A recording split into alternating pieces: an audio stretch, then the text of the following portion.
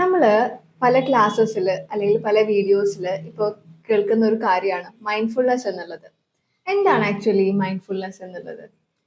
Mindfulness എന്നുള്ളത് actually നമ്മുടെ മൈൻഡിന്റെ തന്നെ ഒരു സ്റ്റേറ്റ് ആണ്.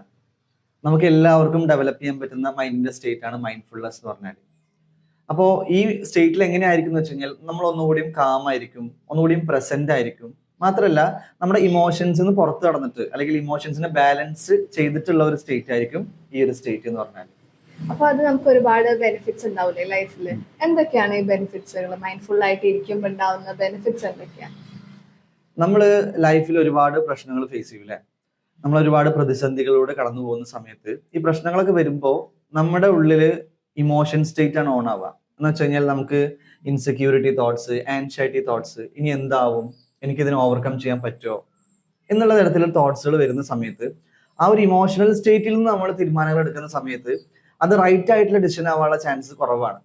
കാരണം നമ്മൾ ആ ഒരു ഇമോഷൻസിനെ ഫോളോ ചെയ്തിട്ടുള്ള ഡിസിഷൻസ് എടുക്കുന്നത്, താൽക്കാലികമായിട്ട് ആ പ്രശ്നത്തിൽ നിന്ന് പുറത്തു കിടക്കാനുള്ള ഡിസിഷൻസ്. അപ്പോൾ അങ്ങനെ എടുക്കുന്ന സമയത്ത് നമ്മൾ ആ ഡിസ്റ്റൻസ് എടുത്ത് മുന്നോട്ട് പോകുമ്പോൾ കുറച്ചു കാലം കഴിഞ്ഞാലായിരിക്കും നമ്മൾ മനസ്സിലാവുക ആ തീരുമാനമായിരുന്നില്ല ഞാൻ എടുക്കേണ്ടിയിരുന്നത്, അത് ആ താൽക്കാലികമായിട്ടുള്ള ഒരു ആശ്വാസത്തിന് വേണ്ടി എടുത്ത ഡിസിഷൻ ആയിരുന്നു എന്നുള്ളത്.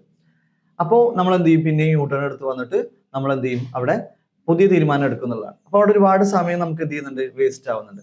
പകരം നമ്മൾ മൈൻഡ്ഫുൾനെസ് ഡെവലപ്പ് ചെയ്തിട്ടുള്ള ഒരാളാണെങ്കിൽ അവർക്ക് ക്ലാരിറ്റി ഉണ്ടാവും.